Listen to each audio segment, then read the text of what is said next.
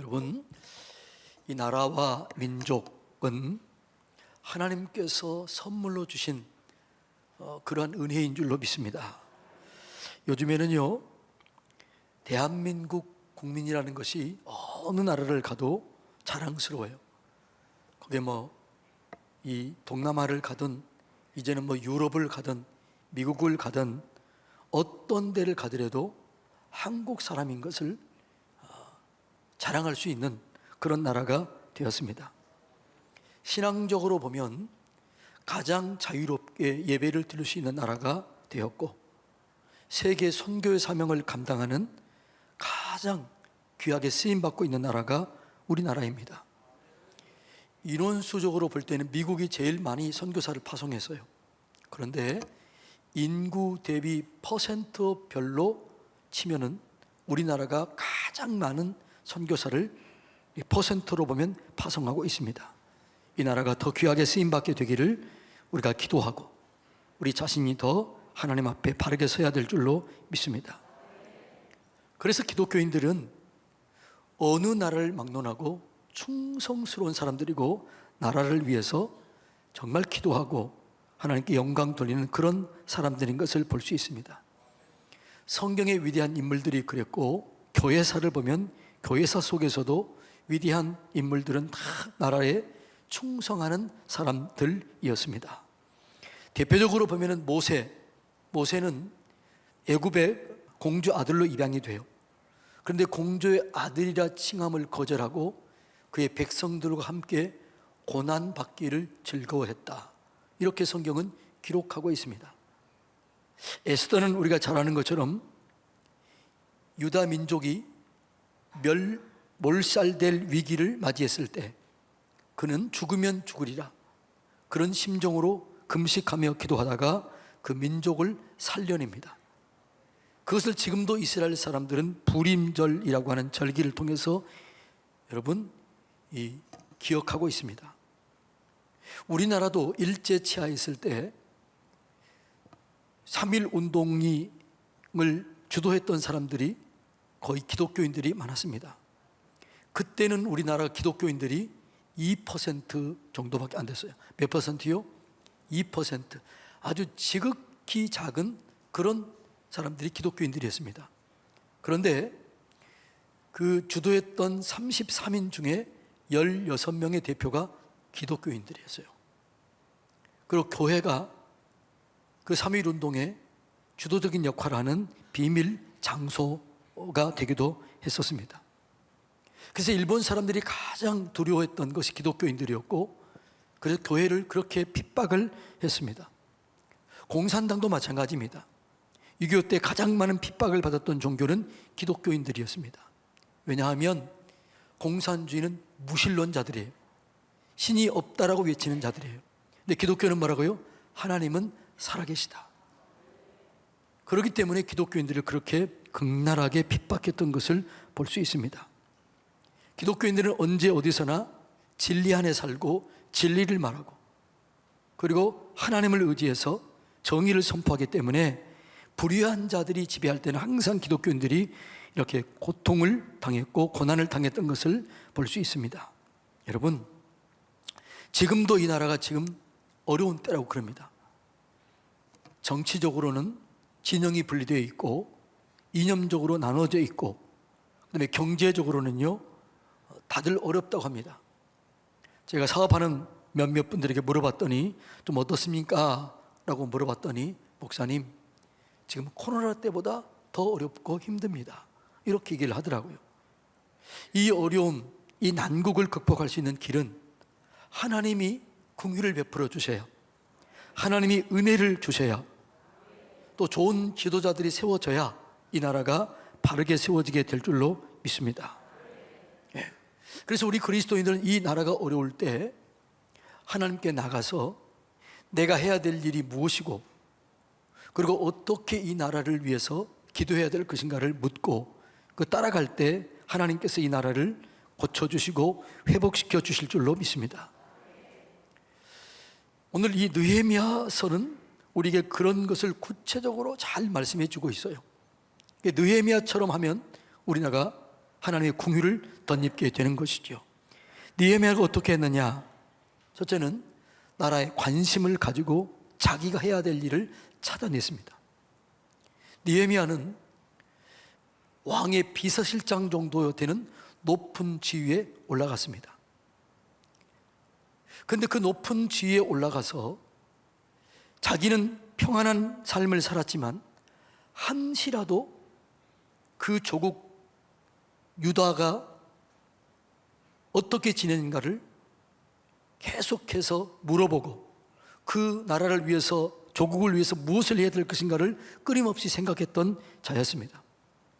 어느 날 유다에서 온 사람들의 얘기를 들어보니까 사로잡혀 오지 않았던 사람들은 어려움을 당하고 있고 고난을 당하고 있고 성벽은 다 무너져서 어렵다는 얘기를 듣습니다. 느헤미야가 어떻게 해요? 하나님께 기도하고 눈물 흘리며 그리고 내가 해야 될 것을 무엇인가를 찾아서 그는 왕에게 얘기해서 유다의 총독이 됐고, 그리고 총독이 된 느헤미야는 그 지역의 성벽을 52일 만에 쌓아서 백성들이 고난을 이겨내게 하고 웃음꽃을 피게 하는 그런 역할을 감당했다라고 느헤미야서는 얘기하고 있습니다. 여러분, 우리 그리스도인들은 나라가 힘들고 어려울 때 관심을 가지고 내가 무엇을 해야 될 것인가를 기도해야 될 줄로 믿습니다. 그리고 찾아내야 될 줄로 믿습니다. 지금 우리가 해야 될 일은 뭐냐? 이번에 4월 10일이 뭐예요? 선거예요. 그때 우리가 참여해야 되는 것이지요. 꼼꼼히 살펴보시기를 바랍니다. 누가 더 진실한 일꾼인가? 누가 더 정직하고 진실하고 깨끗한가? 누가 나라의 민족과 나라와 민족을 미래를 위해서 더 바르게 살게 살 것인가? 예. 누가 더 자신의 유익을 구하지 아니하고 공공의 유익을 구하며 권력을 사적으로 사용하지 아니하고 공적으로 잘 세워갈 자인가? 면밀하게 정책을 검토해 보고 그리고 사람들을 잘 택해서 하나님의 사람들이 세워질 수 있도록 기도해야 될 줄로 믿습니다. 그러니까 우리는 잘 살펴봐야 돼요. 무슨 정책을, 어떤 것을 가지고 나왔는지 잘 살펴봐서 하나님의 사람들을 세워야 되는 것이죠. 민주주의가 좋다는 게 뭡니까? 선거가 있다는 거예요. 잘하면 계속 지지해주고 잘못하면 지도자를 바꾸는 거죠. 그것이 민주주의의 가장 좋은 장점 중에 하나입니다. 그래서 여러분들이 이번 이 4월 10일 이미 하는 분도, 선거하는 분도 계시겠지만 하지 않는 분이라면 곰곰이 살펴보고 꼼꼼히 살펴봐서 이 나라, 이 민족을 위해서 또 이 지역을 위해서 누가 진실한 일꾼인가를 살펴보고 여러분이 주권을 행사하시기를 바랍니다. 그게 내가 해야 할 일을 찾아서 해야 되는 것이죠. 여러분, 김구 선생님이 이렇게 얘기했습니다. 할 일을 찾는 백성은 흥하고 원망할 것을 찾는 백성은 망한다. 나라가 어려울 때 뭐라고요? 내가 해야 될 일이 뭔가를 찾고 그 일을 하면 나라가 흥하게 돼요. 그런데 원망하고 불평하면 거기서 무너지게 되는 것이죠. 그래서 여러분, 나라가 위기에 있을 때, 어려움이 있을 때 여러분, 우리는 내가 해야 될 일이 무엇인가를 알아야 되는 것이죠. 여러분, 우리나라가 IMF 위기 때 세계를 깜짝 놀라게 했던 일이 뭘까요? 금모으기 운동이었습니다. 선교사들이 그런 얘기 하더라고요. 그 뉴스를 보고 사람들이 깜짝 놀라더라는 거예요. 어떻게 저럴 수 있느냐? 어떻게 너네 나라는 도대체 어떤 나라길래 저렇게 할 수 있느냐? 그렇게 마음을 모았을 때 하나님이 긍휼을 베풀어 주셔서 IMF를 빠르게 극복할 수 있는 은혜를 주셨던 것을 우리는 잘 기억하고 있습니다. 나라 사랑은 관심에서부터 시작이 됩니다. 관심을 가지면 내가 해야 될 일을 찾을 수 있어요. 그리고 그 일을 내가 할 수 있는 것입니다. 그래서 관심을 가지고 여러분, 내가 해야 할 일을 찾고 그 일을 할 때 하나님께서 나를 통해서, 우리를 통해서 이 나라를 세워주실 줄로 믿습니다. 우리가 해야 될 가장 중요한 일이 뭘까요? 어려운 때 나라를 위해서 눈물 흘리며 기도하는 것입니다. 자, 6절 볼까요? 다 같이 읽습니다. 이제 종이 주의 종들인 이스라엘 자손을 위하여 주야로 기도하오며 우리 이스라엘 자손이 주께 범죄한 죄를 자복하오니 주는 귀를 기울이시며 눈을 여시사 종의 기도를 들으시옵소서.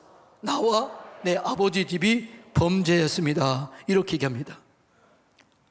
그 죄를 자복하고 주여 우리의 기도를 들으시고 우리의 귀를 기울여 주시옵소서.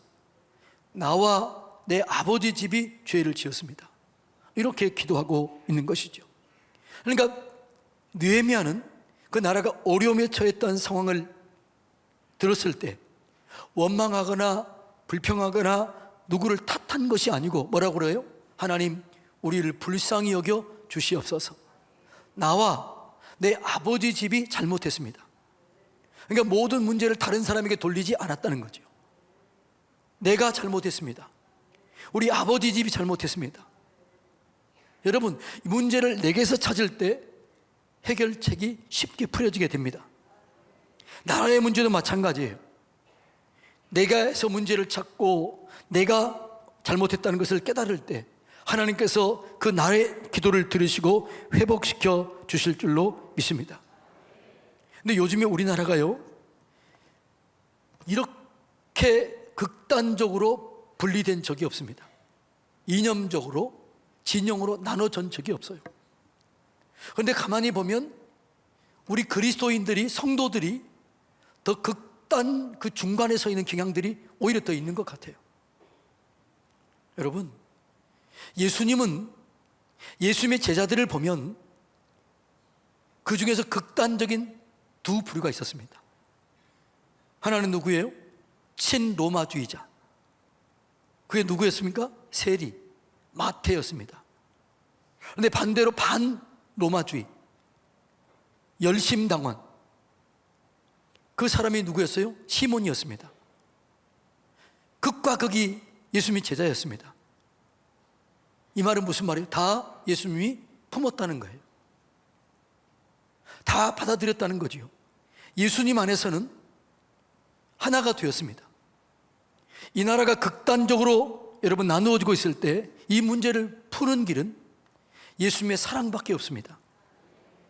그래서 여러분들이 극단적인 상황을, 극단적인 얘기를 서로 간에 막 퍼내지 말고 사랑으로 세워주고 사랑으로 용서하고 그런 좋은 뉴스들을 퍼날리시기를 바랍니다. 예수님 안에서 양쪽이 그렇게 하나 될 수 있었던 비결은 그들 속에는 하나님의 사랑이 있었기 때문에 그러는 거죠. 그 사랑이 이런 사랑이라고 얘기합니다. 고린도전서 13장 4절로 7절 다 같이 읽어볼까요? 사랑은 오래 참고 사랑은 온유하며 시기하지 아니하며 사랑은 자랑하지 아니하며 교만하지 아니하며 무례히 행하지 아니하며 자기의 유익을 구하지 아니하며 성내지 아니하며 악한 것을 생각하지 아니하며 불의를 기뻐하지 아니하며 진리와 함께 기뻐하고 모든 것을 참으며 모든 것을 믿으며 모든 것을 바라며 모든 것을 견디느니라. 이런 사랑이 우리 가운데 있어야 돼요. 이런 사랑으로 이 나라를 화합시켜야 될 줄로 믿습니다. 나라를 나누게 한 것은 지도자들이 그렇게 하는 거죠. 누구를 위해서요? 자기 유익을 위해서 그렇습니다. 여러분, 우리는 분별할 수 있어야 될 줄로 믿습니다. 우리가 여러분 해야 될 일은 사랑으로 하나를 이루게 하는 거예요. 모든 사람은 죄인이에요. 모든 사람은 하나님의 사랑이 필요한 사람들이에요. 모든 사람들은 구원을 받아야 될 사람들이에요. 의로운 사람들은 그 누구도 없습니다. 그래서 우리는 모든 사람들을 사랑하며 이 사람들을 끌어안고 하나가 되어서 그런 나라가 될 수 있도록 그렇게 우리가 마음을 모아야 되는데, 우리들이 오히려 앞장서서 진영으로 가면 안 되는 거예요. 목사님들이 만나면 요즘에 이런 얘기를 해요. 요즘에는 성도들이 목사님들이 무슨 넥타이를 맺느냐 본다는 거예요. 붉은색을 매면, 파란색을 매면 그렇게 다 생각한다는 거예요. 그래서 제가 오늘은, 저는 그런 거 개의치 아니하고 그냥 양복에 맞춰서 그냥 넥타이 맵니다. 교회가 그렇게 수준이 낮으면 안 돼요. 기독교인들이 그런 수준을 가지면 안 돼요. 기독교인들은 모두를 포용하고 모두를 사랑하고,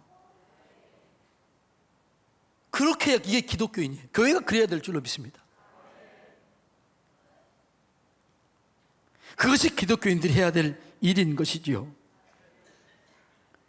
여러분, 그렇게 할 때 하나님께서 이 나라를 궁휼히 여기시고 불쌍히 여기셔서 이 나라를 고쳐주시고 회복시켜 주실 줄로 믿습니다. 외국에 갔다 온 목사님이 이런 얘기를 하더라고요. 그 목사님에게 어떤 외국인이 질문하더라는 거예요. 왜 유일하게 지금 세계에서 남북 분단이 된 나라는 한국밖에 없습니까? 왜 한국은 통일이 되지 않습니까? 그 이유가 무엇입니까? 이렇게 물어보더라는 거예요. 그래서 머뭇머뭇했다는 거예요. 그래서 말을 못하고 가만히 여러 가지 이유가 있겠지요, 이렇게 얘기를 했는데 그분이 이렇게 하더래요. 통일을 일으킬 만한 지도자가 없기 때문입니다. 외국인이 이렇게 얘기하더라는 거예요. 그래서 그 말이 공감이 되면서 한편으로는 부끄럽더라는 거예요. 그렇게 큰 마음을 가지고 있는 지도자가 없는 거예요.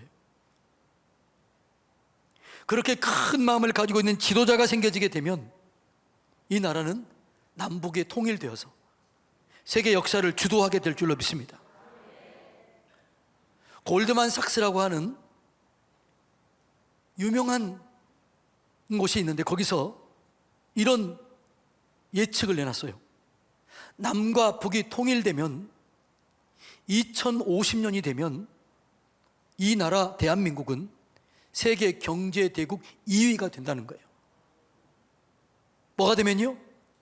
남북이 평화적으로 통일되면 경제 대국이 되어서 세계 역사를 주도하게 된다는 거예요.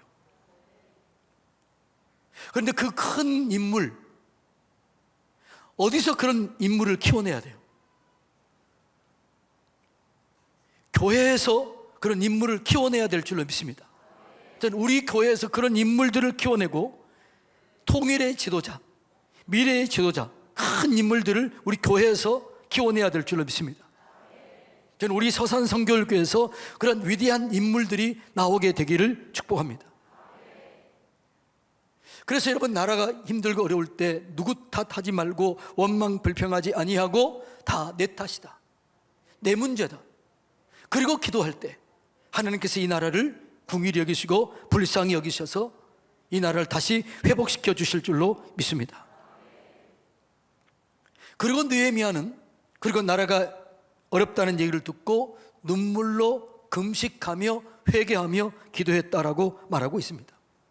다 같이 읽어볼까요? 내가 이 말을 듣고 앉아서 울고 수일 동안 슬퍼하며 하늘의 하나님 앞에 금식하며 기도하여 이르되, 하늘의 하나님 여호와여, 크고 두려우신 하나님이여, 주를 사랑하고 주의 계명을 지키는 자에게 언약을 지키시며 긍휼을 베푸신 자여, 주여 간구하나이다, 이렇게 얘기했습니다. 어떻게 했어요? 금식하며 기도했다는 거죠. 하나님을 두려워했다는 거죠.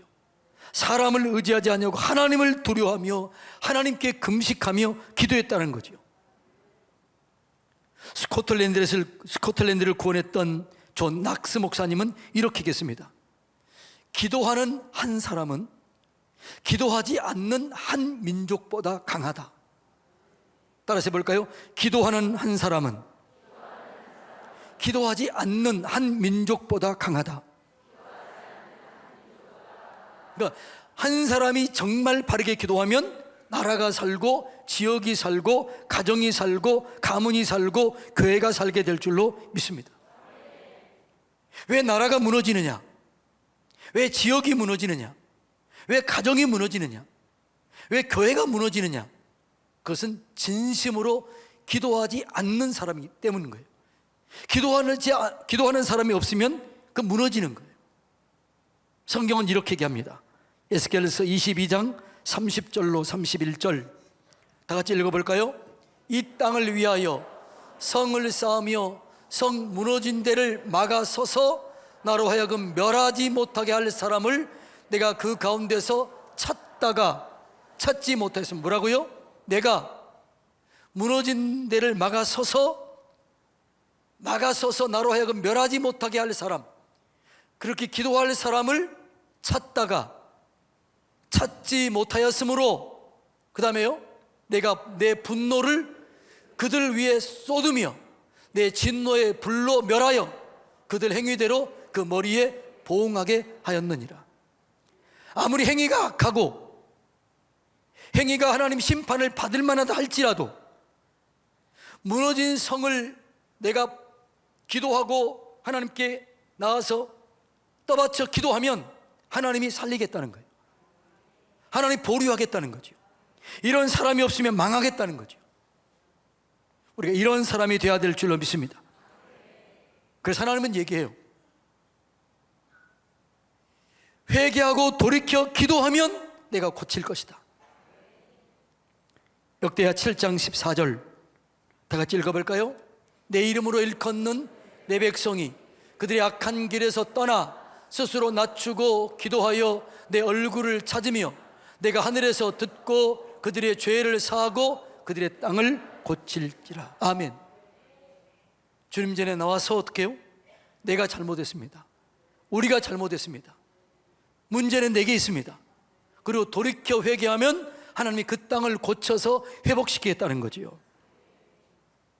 여러분, 기도하는 민족은 절대로 망하지 않습니다. 기도하는 사람이 있는 그 집안은 망하지 않습니다. 기도하는 사람이 있는 그 교회는 망하지 않습니다. 한 교회만 바르게 세워져도 그 지역은, 그 나라는 절대로 망하지 않습니다. 그래서 무너진 데를 서서 무너지지 않도록 기도하는 사람이 있어야 돼요. 그래야 이 나라가 살게 될 줄로 믿습니다. 1984년 9월 달은 우리나라의 가장 큰 위기였습니다. 그런데 여러분은 잘 몰라요. 1984년 9월 달 우리나라에 어떤 일이 있었는 줄 아세요? 큰 홍수가 서울에 났습니다.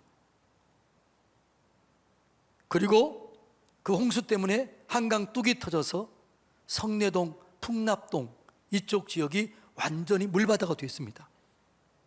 그런데 그때 소양강, 더 큰 위기는 소양강 댐이 무너질 위기에 있었습니다. 그게 198인가요? 그렇게 됐는데 거기까지 거의 차고 있는 거예요.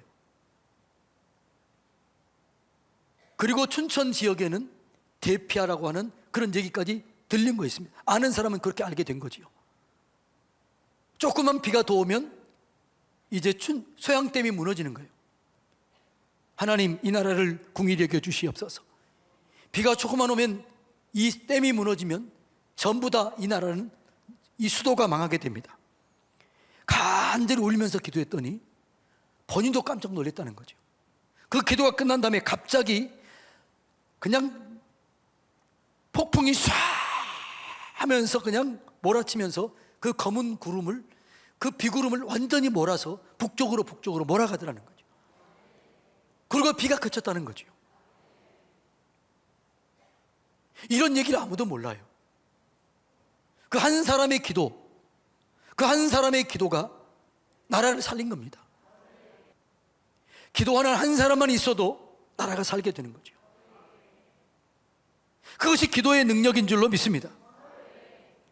느헤미야는 이렇게 기도하는 기도의 사람이었습니다. 그 느헤미야가 뭘 기도했나요? 나와 내 아버지 집이 죄를 지었습니다. 유다가 망한 이유가 뭘까요?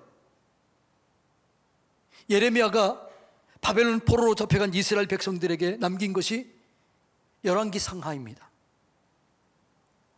그리고 바벨론 포로에서 나온 사람들에게 주신 책이 그게 역대 상하입니다. 유다 민족이 망한 이유를 이렇게 얘기합니다. 우상을 숭배했기 때문이다. 하나님보다 다른 나라를 의지했기 때문이다. 가난한 사람들을 압제했기 때문이다. 하나님의 신당에, 하나님의 성전에 바벨론 신을 세웠던 악한 왕 때문이다. 이렇게 얘기를 해요. 그리고 그걸 회개한 거지요. 나라가 망할 때는 항상 우상 숭배해요. 지금 우리나라가 요즘 심각한 문제가 뭐냐 그러면 이 무당들 주술하는 사람들이 엄청나게 늘어났다는 거예요. 그건 누구 잘못이에요? 누구 잘못이 아니라 우리 잘못입니다. 기독교인들이 바르게 살지 못하고 하나님의 살아계심을 보여주지 못하고, 그러니까 여러분 무당들이 판을 치는 거예요. 무속이 활성화되면 나라가 어려움을 당하게 돼요. 우리나라 역사에 보면은 무속이 강했을 때 항상 나라가 어려웠습니다. 고려 망할 때 그랬습니다. 고종이 망할 때 그 무속 사람과 어울렸습니다. 항상 나라가 어려울 때는 무속을 의지하는 거예요. 그때 여러분 누구 탓하지 말고 우리가 바르게 서야 될 거예요. 우리 믿는 그리스도인들이 하나님의 살아계신 것을 바르게 보여주고 하나님의 능력을 보여주고 하나님을 증거하면 무속이 발 붙일 데가 없는 거죠. 예수 믿는 한 사람만 바르게 서 있어도 귀신들이 얼씬을 못하는 거죠. 이렇게 여러분 기도하고 우리가 바르게 설 때 이 나라가 회복될 줄로 믿습니다. 그래서 모든 문제는 누구 때문이라고요? 나 때문이에요. 우리 때문이에요. 교회가 바르게 서면 회복될 줄로 믿습니다. 그래서 지금 이 나라가 위기일 때에 우리가 눈물 흘리며 기도해야 돼요. 하나님, 내가 바르게 살지 못한 까닭입니다. 내가 기도하지 못한 까닭입니다. 내가 그리스도인의 참 모습을 보여주지 못한 까닭입니다. 하나님의 살아계심을 드러내지 못한 까닭입니다. 주여, 하나님의 살아계심을 드러내며 보여주며 살게 하여 주시옵소서. 우상을 끊어버리며 살게 해 주시옵소서. 주술이 얼씬 못하는 그런 나라 되게 해 주시옵소서. 그게 돼야 되는 거죠. 여러분, 우리 그리스도인들이 해야만 할, 그리스도인만 할 수 있는 그 일을 해야 되는 것이죠. 그것이 기도입니다. 그것이 눈물을 흘리는 것입니다. 하나님의 살아계심을 나타내는 것입니다. 내가 해야 할 일을 찾아서 그 일을 하면 하나님께서 이 땅을 고쳐주실 줄로 믿습니다. 이 나라는 마지막 세기 마지막 주자, 세계 선교의 사명을 감당해야 될 나라예요. 이 나라가 바르게 세워질 수 있도록 여러분 기도하시기를 바랍니다. 다 같이 함께 기도하겠습니다.